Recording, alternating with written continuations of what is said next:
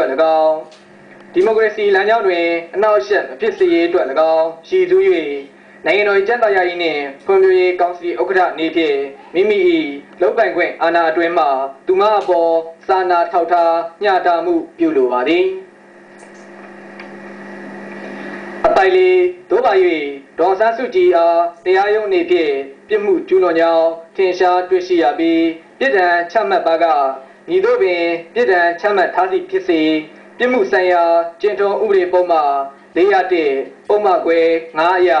တရားရုံးကချမှတ်ထားသောပြစ်ဒဏ်များအနက်ပြစ်ဒဏ်၏ထက်ဝက်ကိုသာကြခံစေရန်လျှော့ပေါ့ပြောင်းလဲလိုက်ပြီးကြန့်ရှိသောပြစ်ဒဏ်ကိုလည်းဆိုင်းငံ့လိုက်သည်အပိုင်က